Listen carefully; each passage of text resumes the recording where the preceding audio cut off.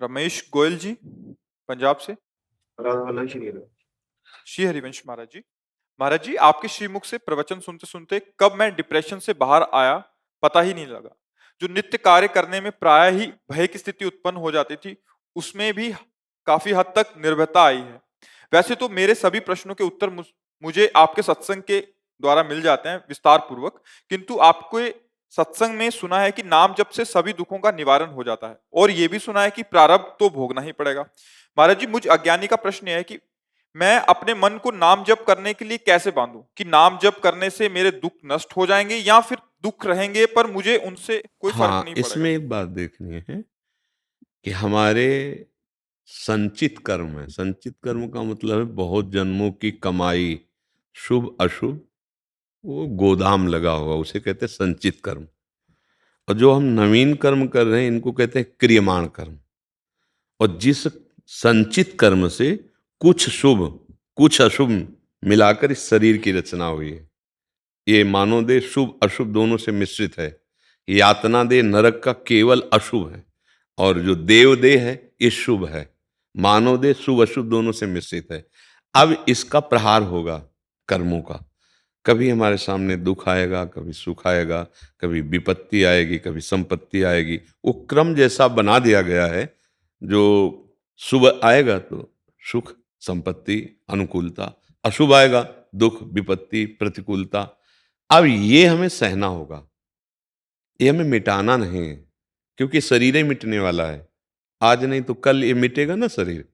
तो देखो, बड़े बड़े महात्माओं में, परमहंसों में शारीरिक दंड देखे गए ना। रामकृष्ण परमहंस जी के गले में कैंसर, कितने ऐसे संतों के शरीरों में बड़े व्यवधान।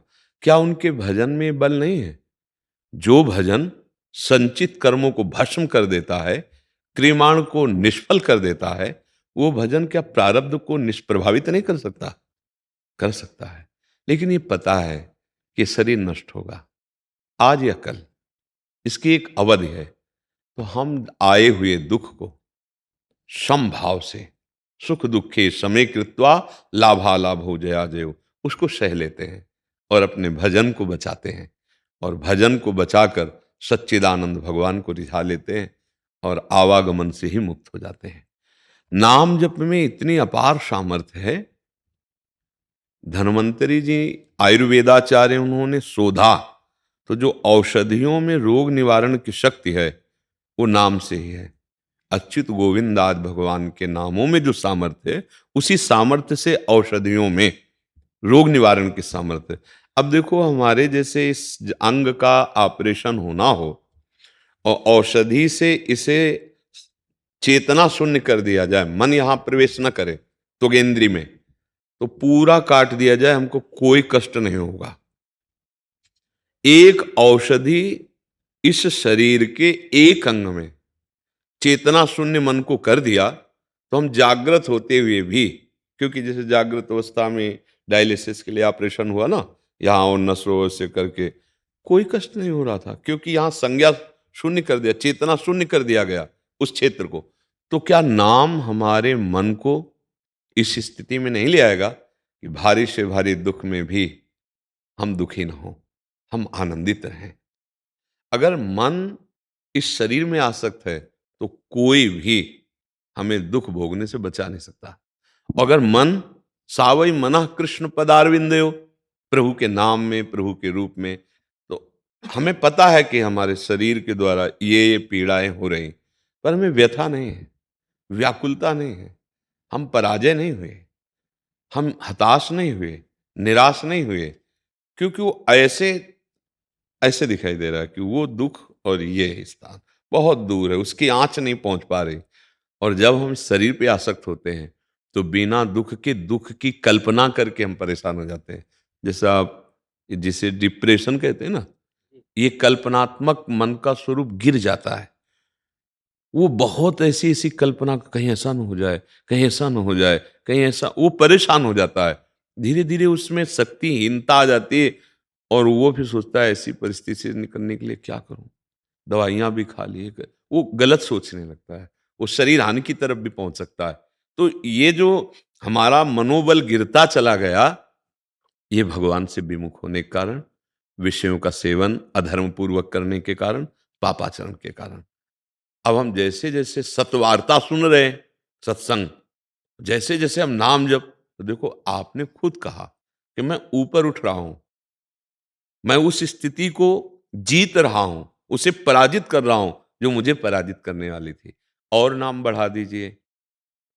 जैसे हम दवा में कोई स्वाद नहीं होता, कोई-कोई बहुत कड़वी होती है, हमें कोई ज्ञान नहीं है कि इसमें क्या है, पर डॉक्टर ने कह दिया तुम खाते हैं ना, ऐसे ही यार संतों की बात जैसे तुमने अभी मानी, तो एक बात और मान लो, स्वाद मिले ना मिले, लाभ दिखाई दे ना दिखाई दे, राधा राधा राधा राधा राधा। अब हमको तो जपना है, जैसे दवाई नहीं दे दी कि 2 घंटे में ये इतने टेबलेट, इसके बाद ये टेबलेट, ऐसा ऐसा ऐसा। वो दवाई हमको बिल्कुल पता नहीं क्या है, क्या नहीं मिला, लेकिन हम श्रद्धा से पैसा दे के उसको आराम से पाते हैं कि हमारा रोग निवृत्त। उसमें हो सकता है रोग ना निवृत्त हो, लेकिन इसमें तो पक्का हो जाएगा। जासु नाम भव भेषज, गोस्वामी जी कह रहे हैं। उधर काकभूषण जी महाराज के श्रीमुख के वचन है, जासु नाम भव भेषज, हरनि घोर त्रयशूल। जिसका नाम इस संसार रूपी रोग की परम औषधि है।